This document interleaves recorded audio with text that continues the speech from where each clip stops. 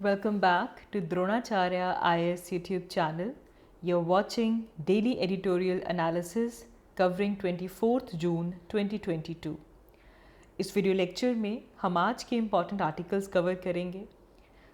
हम इस वीडियो में सबसे पहले role of caste in economic transformation इस आर्टिकल को डिस्कस करेंगे। This article has been taken from today's the Hindu newspaper. This article is important from GS paper 1 point of view. Society point of view से article काफ़ी important है. Role of caste in economic transformation. After this will talk about FPI's market exit. इस article को भी हम समझेंगे किस तरह फॉरेन पोर्टफोलियो इन्वेस्टर्स में मार्केट एग्जिट हम देख रहे हैं. How does this impact our economy? What are the causes behind it? इस आर्टिकल को भी हम डिस्कस करेंगे. This article has been taken from today's Indian Express. And then we'll talk about some problems that are plaguing our thermal power generators. ये भी आज की the Hindu newspaper से हमने ये आर्टिकल लिया है. तो इन 3 आर्टिकल्स को हम आज की इस वीडियो में कवर करेंगे. So let's begin with it. So let's start with our first article, which is the role of caste in economic transformation.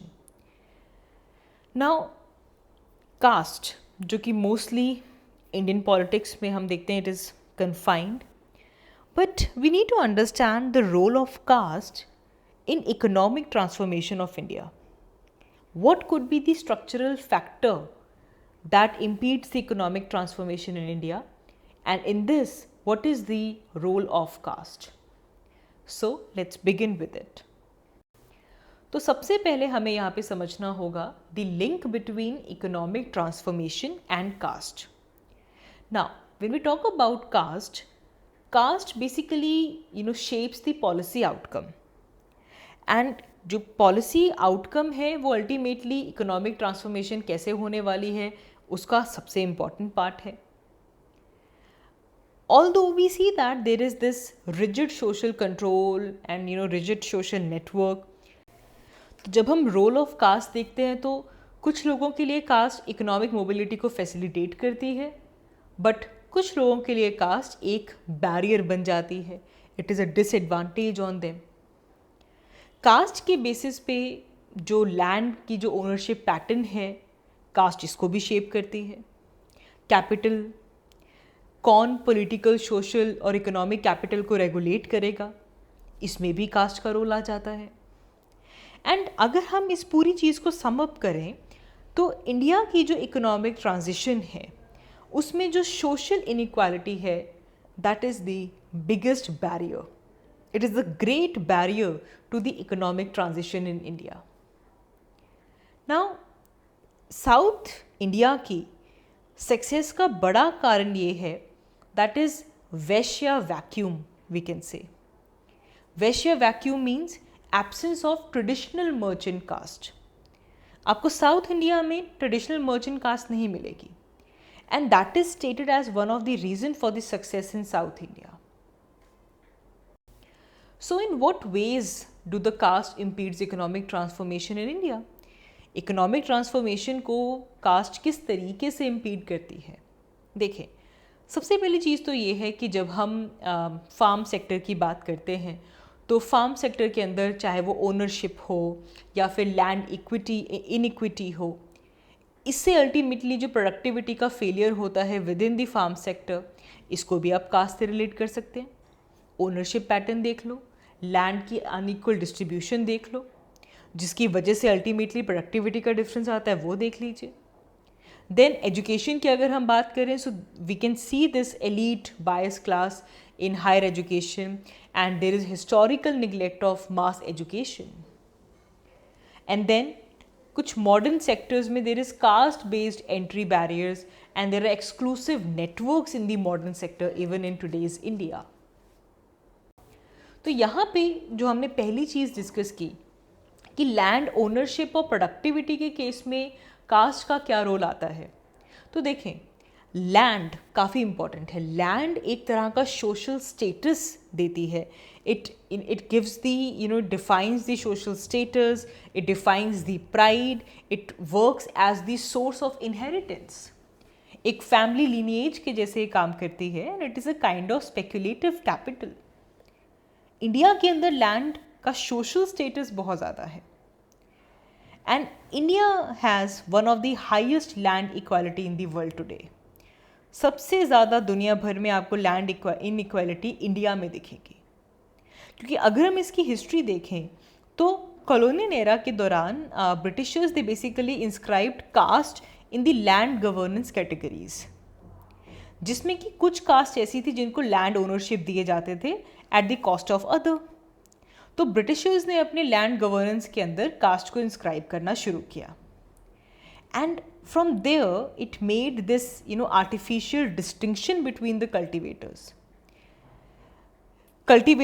जो कि एक सेपरेट कास्ट को बिलोंग कर रहे हैं, लेबरर्स जो कि सो कॉल्ड लोअर कास्ट के सब्जेक्ट्स हैं। तो उनके लिए जो लैंड है वो इस तरह से वो कल्टिवेट करवाया जाता है that as if it is granted to them, as if it is a gifted land, and therefore Britishers kind of institutionalise the caste within this land revenue bureaucracy as well. तो जब हम India के अंदर land की बात करते हैं तो वहाँ पे भी कास्ट का रोल आ जाता है। हालांकि इंडिपेंडेंट इंडिया में लैंड रिफॉर्म्स के ऊपर काफ़ी काम हो चुका है, but it largely excluded Dalits and the lower caste.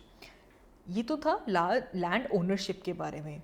ना अगर हम यहाँ पे प्रोडक्टिविटी की बात करें तो हमने ग्रीन रेवोल्यूशन में ये देखा that India has produced surplus food production, लेकिन जो प्रोडक्टिविटी थी वो यूनिफॉर्म नहीं थी। There were only some caste that were benefited out of it and they basically tightened their social control over the others in rural India. तो productivity भी uniform नहीं हो पाई, जिससे कि ये जो कास्टिज्म की वजह से जो सोशल कंट्रोल था ये और भी ज़्यादा टाइटन अप हो गया। Also, after the economic reforms of 1990s, even those who made surplus in the farm sector, they also could not transform their status from cultivators to capitalist entrepreneurs, except for a few castes. तो land के अंदर हमने casteism, cast का role देखा। इसके बाद अगर हम देखें एजुकेशन, तो किस तरह एजुकेशन का निगलेक्ट इकोनॉमिक डेवलपमेंट को हैम्पर करता है। We know this.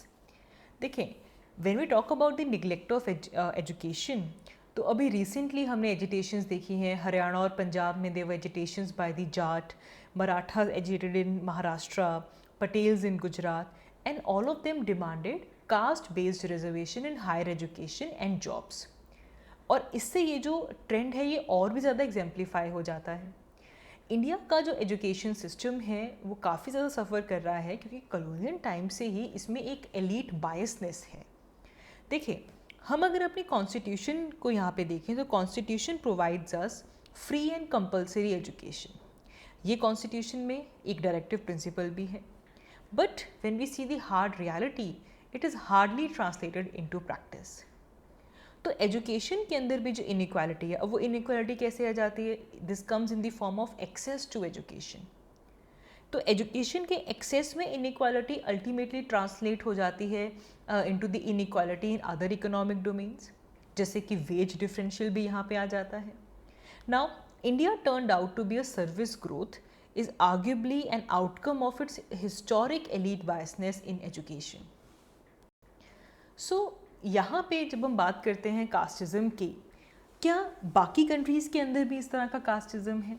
क्या बाकी कंट्रीज़ में भी कास्ट है? तो देखें, यहाँ पे अगर हम the global south which basically succeeded in achieving the inclusive growth, it had land reforms combined with human capital. So they invested in infrastructure and they began industrializing in the rural India.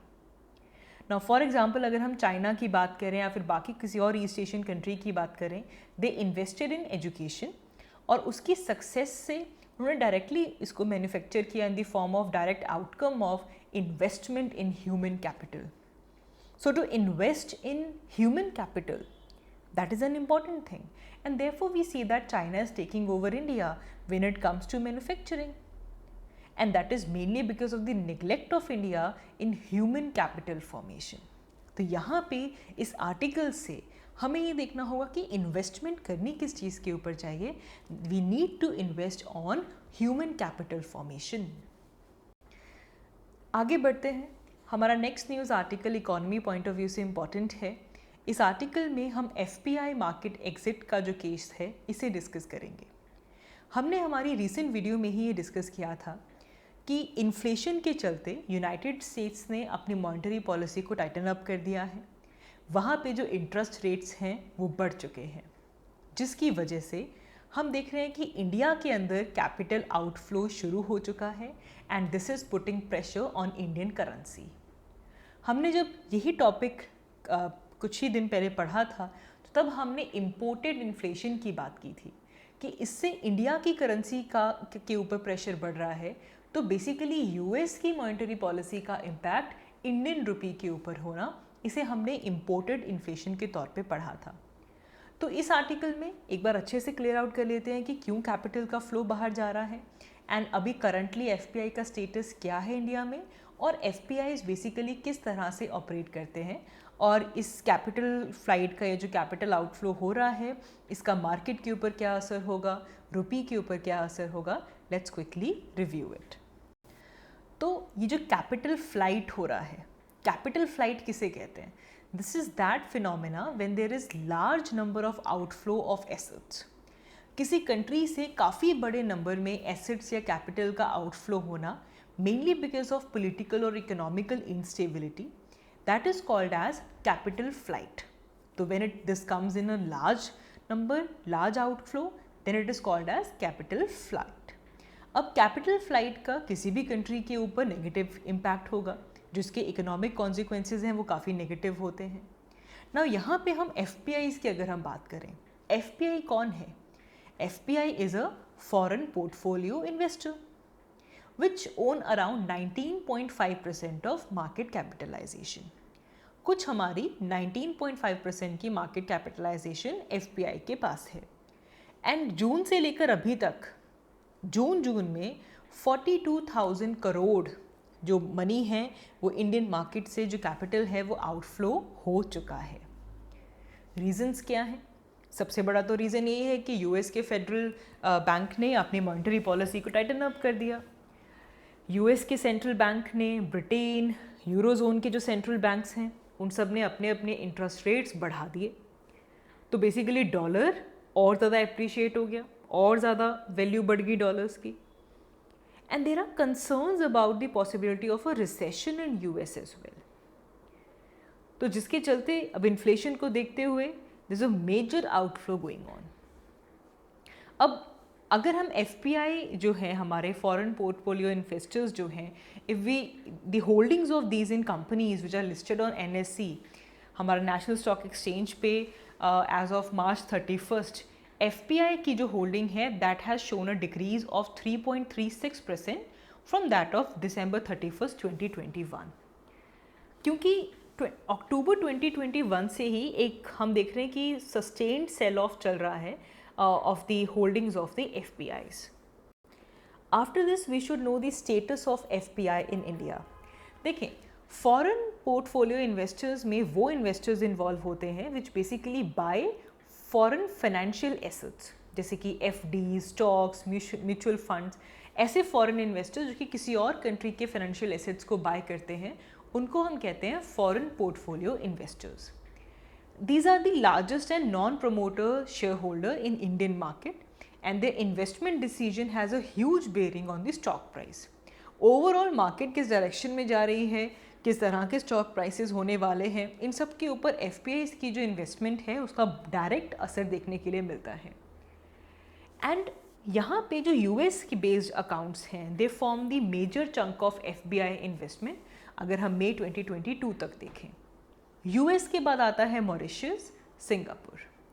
This is something as per the data from the national securities depository limited. अब FPI को operate कौन करता है, regulate कौन करता है? It is done by SEBI, securities and exchange board of India. तो recently SEBI ने एक foreign portfolio investors regulation 2019 introduce किया था. FPIs, they also need to follow the Income Tax Act 1961 and Foreign Exchange Management Act 1999. FPI operate कैसे करता है? देखिए, foreign market के अंदर जो इन्वेस्टमेंट होती है वो इस तरह से की जाती है so that they can diversify the portfolio and उनकी इन्वेस्टमेंट के बदले उनको अच्छे रिटर्न्स मिलें। इसी एम के साथ इन्वेस्टमेंट की जाती है। फॉरेन पोर्टफोलियोज बेसिकली वॉलेटिलिटी वो काफ़ी ज़्यादा फेस करते हैं, therefore they see a increase risk rate. अब ग्लोबल लेवल पे अगर हम देखें तो एक अनसर्टेनिटी बनी रहती है, तो इसीलिए जो फॉरेन इन्वेस्टर्स हैं वो एक रिस्क ऑफ ट्रेड करते हैं। Basically it means that they move money from risky assets and they add kind of more bonds and gold to that. तो जैसे ही यूएस के अंदर इंटरेस्ट रेट बढ़ा, एडवांस्ड इकोनॉमीज़ ने इंटरेस्ट रेट बढ़ाया, तो उन्होंने अपना मनी विड्रॉ कर लिया, जैसे कि इंडिया से विड्रॉ कर लिया, and they invested in the bonds of their own domestic markets. अब ये जो कैपिटल फ्लाइट हो रही है, इससे मार्केट के ऊपर क्या असर पड़ेगा, रुपये के ऊपर क्या असर पड़ेगा? देखिए, ये जो पुल आउट हो रहा है, ये जो आउटफ्लो हो रहा है, इससे फॉरेक्स मार्केट में, इक्विटी में एक बहुत ही डैम्पनिंग सेंटिमेंट आ चुका है। एज वी आर सीइंग कि एफपीआई जो लगातार आउटफ्लो होता जा रहा है, इसका इम्पैक्ट मार्केट के ऊपर विजिबल हो चुका है। There is increase in volatility and there is continuously decline in the equity prices also. यहीं पे अगर हम फॉरेक्स की बात करें तो इंडिया का जो फॉरेन एक्सचेंज रिजर्व है वो भी डिक्रीज़ हुआ है। जून 10 को this was around $596.45 billion and this was mainly due to the dollar apprehension and FPI's withdrawal. Rupee depreciate होना शुरू हो चुका है। रुपी 7.3% डाउन जा चुका है, which is all time low. Dollar की value 78.30 against 32 for India. Now अगर रुपी स्ट्रेंथन अप नहीं होता और इसी तरीके से एफपीआई का आउटफ्लो होता जाएगा, this whole together would be a negative story for economy. यहीं पे अगर हम इन्फ्लेशन देखें, अब क्योंकि रुपी लोअर हो चुका है, अब हमारे जो डॉलर के जो बिल्स हैं वो कंपैरेटिवली हायर हो जाएंगे, तो इससे इन्फ्लेशन और भी ज़्यादा बढ़ जाएगी। That is why we talked about imported inflation. तो अब जो इन्फ्लेशन है वो बढ़नी शुरू हो जाएगी, और यहीं पे अगर हम वो इंडियंस जो कि अब्रॉड हैं, जैसे कि कोई ट्रैवलर है, if there is a student who is studying abroad, now they will have to shell out more rupee to buy dollars, क्योंकि रुपी की वैल्यू कम हो चुकी है। Fuel prices, people are directly impacted by the rupee fall, क्योंकि fuel prices बढ़ चुके हैं, तो इसका डायरेक्ट इम्पैक्ट लोगों के ऊपर पड़ेगा। अलॉन्ग विद दिस, जो रिटेल फ्लो है, जो डोमेस्टिक इंस्टीट्यूशनल इन्वेस्टर्स हैं, उनका इनफ्लो भी कम होना शुरू हो चुका है, क्योंकि मार्केट फर्दर वीकन अप हो चुकी है, because FPIs they are continuing their outflow. So after this will talk about the problems plaguing the thermal power generators. तो कोल सप्लाई और उसकी डिमांड में गैप है, हमने पिछले ही महीनों में ये काफ़ी डिस्कस किया। इसी के साथ साथ इंटरनेशनल जो कोल प्राइस है वो काफ़ी बढ़ चुका है, एंड देयरफॉर जो थर्मल पावर जनरेटर्स हैं, they are in this cash trap and now they are left with critical stocks. तो इसीलिए इंडिया का जो कोल सेक्टर है उसका क्या स्टेटस चल रहा है, उसका एक पिक्चर हमें पता होना ज़रूरी है। तो अगर हम इंडिया की बात करें, so India is second largest producer of coal, and हमारे जो रिजर्व्स हैं they can last up to 100 years. अब फाइनेंशियल ईयर 2020 तक हमारे जो डोमेस्टिक सोर्सेज थे, they contributed about 90% of the power sectors coal receipt, whereas जो बाकी के थे उनको इम्पोर्ट्स के थ्रू फिल किया जा रहा था। लेकिन 2022 आते आते हमारी इम्पोर्ट्स के ऊपर जो रिलायंस थी वो डिमिनिश हो जाती है टू 3.8%। इससे जो डोमेस्टिक सप्लाई है उसके ऊपर प्रेशर बढ़ गया। तो सिंपल सी बात है, इस साल अभी हमारा इम्पोर्ट जो है वो रिड्यूस हो चुका है, इसलिए डोमेस्टिक सप्लाई के ऊपर प्रेशर बढ़ गया। अब देखो, जो कोल इम्पोर्ट किया जाता है for blending purpose by power plant, they basically run it on the indigenous coal, that has also declined. पिछले फाइनेंशियल ईयर में ये भी डिक्लाइन हो गया। So there is this dip in imports. जिसका बड़ा रीज़न क्या है, अब क्यों इंपोर्ट नहीं कर रहे हैं? The reason is international market के अंदर जो कोल है उसके प्राइसेस काफ़ी बढ़ चुके हैं. सो इफ़ वी सी जो इम्पोर्टेड कोल का जो प्राइस है it is 5 to 6 times more than domestic supply. This is the reason why कि इम्पोर्ट करना बंद कर दिया गया और डोमेस्टिक कोल के ऊपर जो प्रेशर था वो बढ़ गया. There are about 79 out of 150 plants in India which depend upon domestic coal and they have critical stocks. Critical stocks हम कब कहते हैं? जब less than 25% stocks बच जाएं. That is called as critical stock. And there are 8 import based coal plants, वो भी critical level के ऊपर प्रेजेंट हैं. तो हमारे जो कोल प्लांट्स हैं 150 में से 79, 8 इम्पोर्ट कोल प्लांट्स, इन सब में लेस देन 25% स्टॉक बच चुका है. So why does India have this recurring power crisis? अप्रैल मई के मंथ में भी हम पावर क्राइसिस की बात कर रहे थे, अब हम फिर बात कर रहे हैं, इससे पहले भी बात करते रहे हैं. एक तरफ हम कहते हैं कि हमारे पास रिजर्व्स बहुत ज़्यादा हैं, दूसरी तरफ शॉर्टेज ऑफ कोल सप्लाई हमेशा का एक मुद्दा रहता है. हर साल हम इस टॉपिक को डिस्कस करते हैं. तो पहली चीज़ ये है कि फाइनेंशियल 2018 से लेकर 2021 तक हमारी जो कोल प्रोडक्शन है वो स्टैग्नेंट है. This was only revived in financial 2022. तो प्रोडक्शन स्टैग्नेंट है, डिमांड बढ़ती जा रही है, तो गैप हो गया. Plus there is rise in temperature. Temperature rise होने की वजह से वैसे भी पावर की जो डिमांड है वो इंक्रीज हो चुकी है. And as the economy recovered the power demand breached 200 megawatts level on several occasions. फिर ग्लोबल फैक्टर्स भी हैं. इंडोनेशिया में अनरीजनल रेनफॉल हुई है, कोविड की वजह से ऑस्ट्रेलिया के अंदर प्रोडक्शन कटआउट्स हुए हैं, चाइना के अंदर भी पावर डिमांड बढ़ चुकी है, जिसकी वजह से जो एक कोल प्राइसेस के अंदर एक लाइफ टाइम बुल रन आ चुका है. काफ़ी ज़्यादा इंटरनेशनल लेवल पे कोल प्राइसेस इंक्रीज हो चुके हैं. So what are the bottlenecks here? सबसे पहले तो we need to bridge the gap in the coal shortage. And इसे लेकर पावर मिनिस्ट्री ने जो पावर जनरेटिंग कंपनीज हैं उन्हें कहा है that they need to use imported coal for 10% of their requirement. इस गैप को तो कम करें. 10% उनकी रिक्वायरमेंट का जो कोल है वो इम्पोर्टेड कोल होगा, ये पावर मिनिस्ट्री ने जनरेटिंग कंपनीज को कहा है. However states are in this position that using imported coal it would raise the cost of power. और इसके अलावा एक और इशू है, the issue of long standing dues. जो डिस्कॉम्स हैं they are dubbed as the weakest link in the power sector chain because they owe long standing due and उनके जो dues हैं that is around of 1.16 lakh crore to generating companies. तो discoms के payment dues भी एक बड़ा factor है. Then there is delayed payment. अब डिस्कॉम्स जो पेमेंट करती हैं वो लेट करती हैं, this payment will basically work as a capital crunch for the generating company, जिसकी वजह से वो और ज़्यादा एडिक्वेट क्वांटिटी ऑफ कोल प्रिक्वायर नहीं कर पाते बिकॉज उनके पास पेमेंट टाइम पे नहीं पहुंच रही है. पेमेंट टाइम पे क्यों नहीं पहुंच रही? क्योंकि डिस्कॉम्स के ड्यूज बहुत ज़्यादा हैं.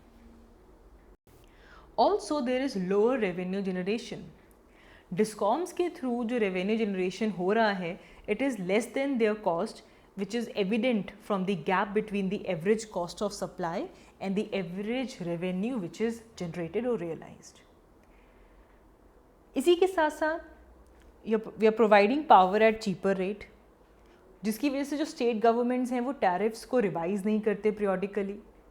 तो जब टैरिफ्स रिवाइज़ नहीं होते तो रेवेन्यू जो जनरेट हो रहा है और जो कॉस्ट ऑफ सप्लाई है उसका जो गैप है वो बढ़ता जाता है. And there is also delay in getting compensation. जो कैश ट्रैप डिस्कॉम्स हैं उनको बूस्ट देने के लिए जो गवर्नमेंट ने कंपनसेशन देनी है उसमें भी डिले है. So these are the possible reasons जिसकी वजह से हम लगातार जो कोल क्राइसिस है वो इंडिया में फेस कर रहे हैं. That is all for this video. Thank you so much for watching. I will see you all in my next one. Thank you.